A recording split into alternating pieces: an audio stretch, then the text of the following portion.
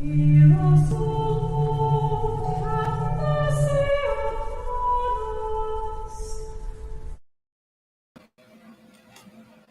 Meditations for Every Day of the Year by Bishop Richard Challoner.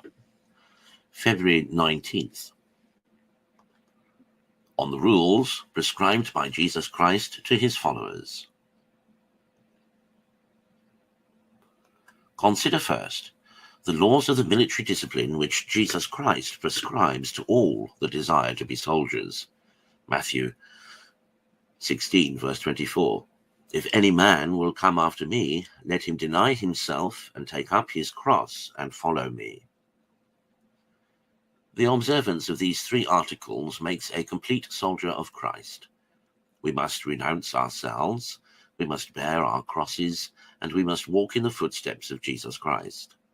The corruption of man by sin, the wounds that sin has left in all the faculties of the soul, the violence of our disorderly passions, and the bent of our natural inclinations to evil, infer a necessity of renouncing ourselves, of fighting against ourselves, and of hating our natural inclinations, if we hope to be happy either here or hereafter.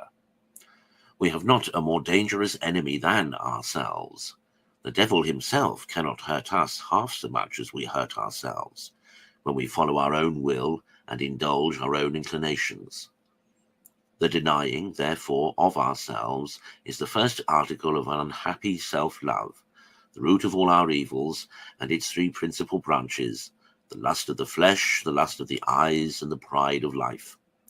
The Son of God came down from heaven to engage us in the holy warfare. The humility, the poverty, the voluntary sufferings of his birth, of his life, and of his death were all levelled against these enemies. Consider, secondly, that the soldier of Jesus Christ must stand to his colours.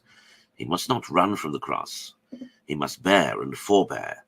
He must endure many conflicts. He must patiently submit to and courageously go through the labours and hardships of this short campaign of his mortal life.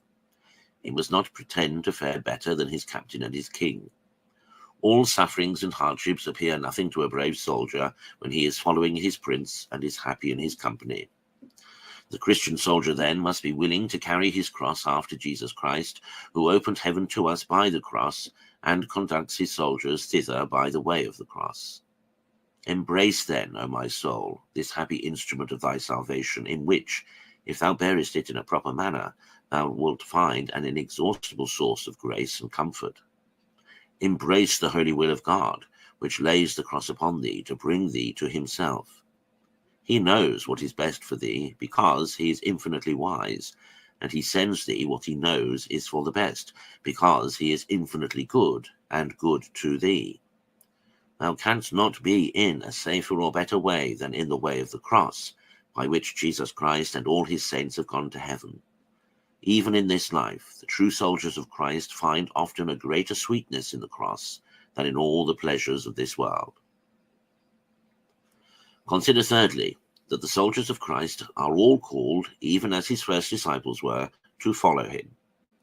That is, to walk in his footsteps by an imitation of his life. He came down from heaven to be our teacher and our model, and it is the great duty of all that desire to belong to him to copy after this blessed original and to show forth in themselves the life of Jesus Christ, to learn of him to be meek and humble of heart, to learn of him poverty of spirit, a contempt of the honours, riches, and pleasures of this world, and a disengagement of the heart from all earthly things, to learn of him a horror of sin and an obedience even unto death, to learn of him a perpetual conformity to the will of God, and an unbounded charity to every neighbour. Such was the life of Jesus Christ, and such ought to be the life of all his soldiers. Conclude to embrace henceforward this discipline of Jesus Christ in all its parts. It is a heavenly discipline indeed, since he came down from heaven to teach it, and the observance of it is to bring us to heaven.